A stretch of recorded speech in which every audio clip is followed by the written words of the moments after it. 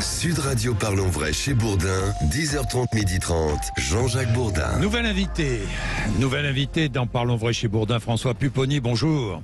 Bonjour. Merci d'être avec nous, François Pupponi, ancien maire de Sarcelles. Alors, je voulais simplement vous poser la question, pourquoi avoir réagi sur les réseaux sociaux et avoir précisé que Carlos Martins Bilongo, ce député LFI concerné par ce qui s'est passé à l'Assemblée nationale vendredi et les accusations du député RN de Fournas, pourquoi avoir sur les réseaux sociaux rappelé que Carlos Martins Bilongo avait fréquenté l'organisateur d'une manifestation qui a dégénéré en émeute antisémite?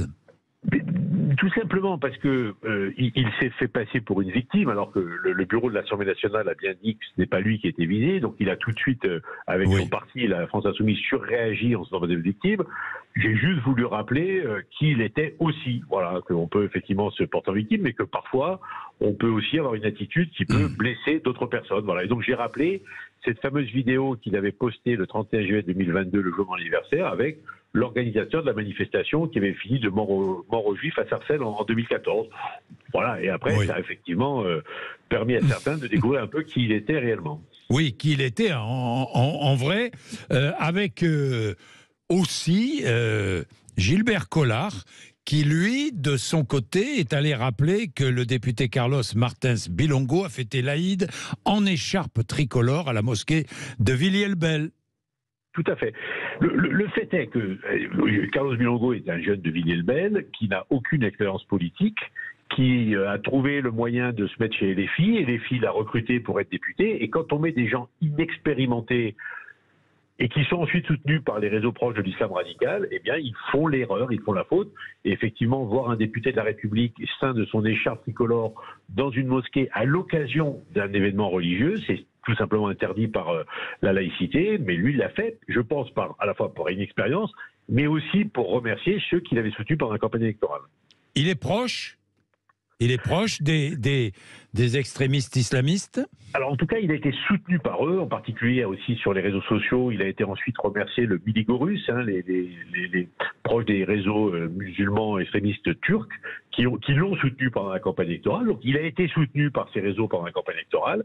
Et depuis, il aurait redevable, selon vous? Il aurait bien entendu redevable, car ils ont été très actifs dans son élection. Et je pense que c'est la raison pour laquelle il s'est précipité à la mosquée de Villiers-le-Bel. Il a été ensuite remercié le Miligorus et qu'il a fait la vidéo avec Nabil Koskossi. Merci François Pupponi. Merci à vous. Merci. Il est 12h12, ça vous fait réagir. 0826 300 300. Parlons vrai, donc on dit les choses.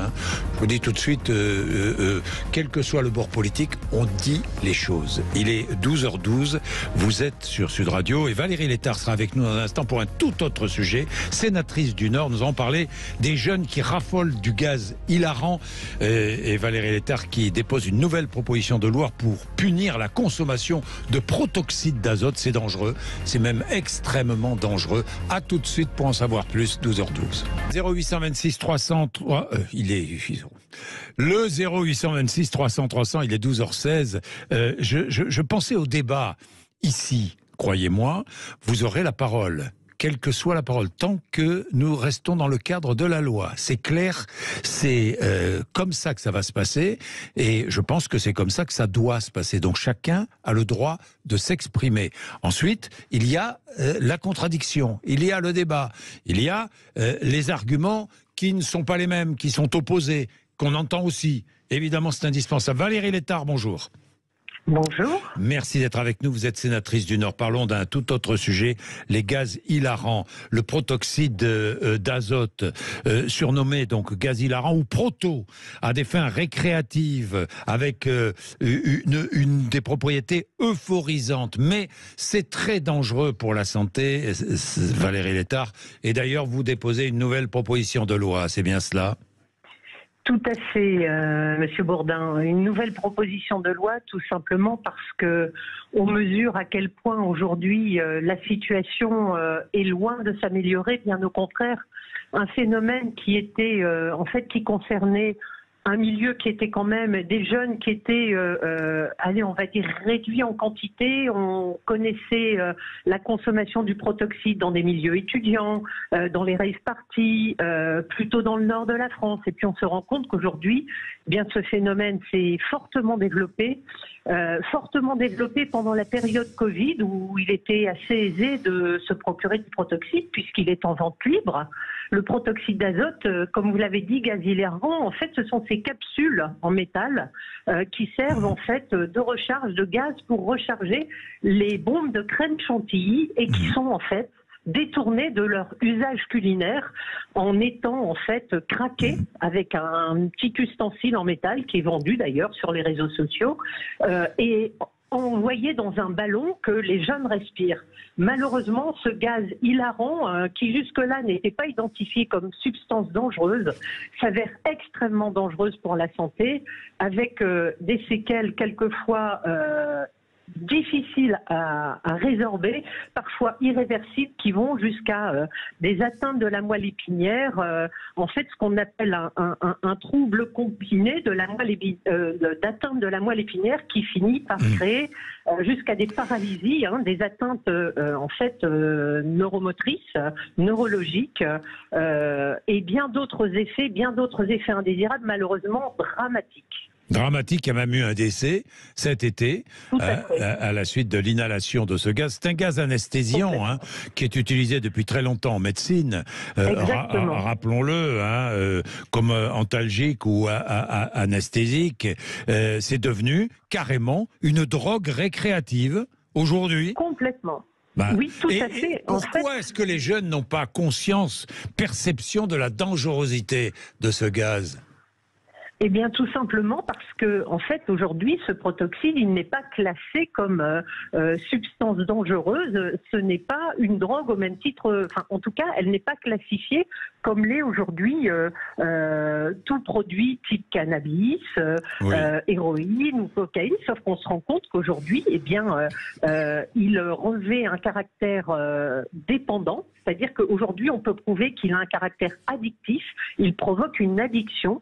Au début, eh bien, les jeunes en prennent de façon, comme vous l'avez dit, récréative. On passe un bon moment, on s'amuse entre amis, et puis il s'avère que très vite, on vient rechercher plutôt quelque chose d'autre qu'un moment euphorisant ou amusant entre amis. Ça devient une addiction, ça devient quelque chose qui est recherché comme anti-anxiogène. Usage anxiolytique, on va dire, et puis après dépendance, puisqu'on se rend compte que maintenant, beaucoup de jeunes adultes, eh bien, on arrive à des consommations qui peuvent aller jusqu'à l'équivalent de 300 capsules par jour. Mais 300 capsules par jour ? Complètement.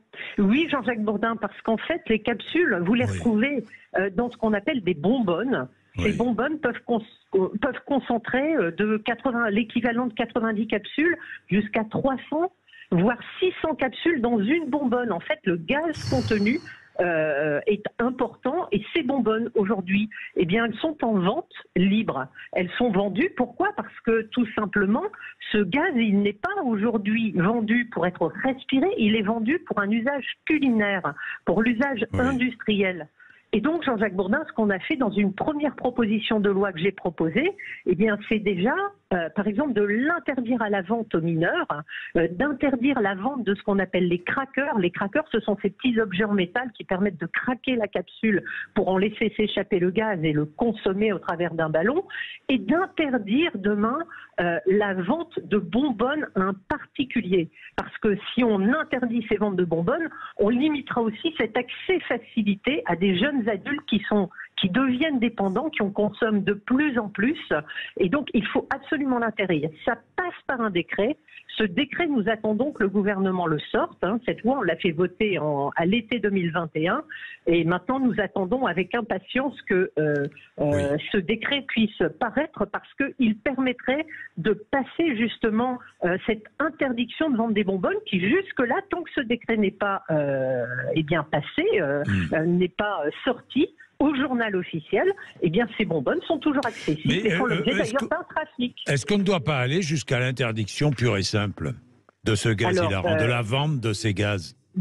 Bien sûr que dès la première proposition de loi que j'ai proposée, notre souhait c'était de l'interdire totalement. Oui. Sauf que c'est un produit qui a un usage culinaire au départ, Oui, enfin. puisque celui qui a un usage médical, Monsieur Bourdin, c'est le fameux Méopa qui est utilisé en salle de réanimation. Oui. Et il est d'ailleurs dilué avec de l'oxygène. Il n'est pas pur, alors que dans les cartouches qui sont en vente libre, il est pur.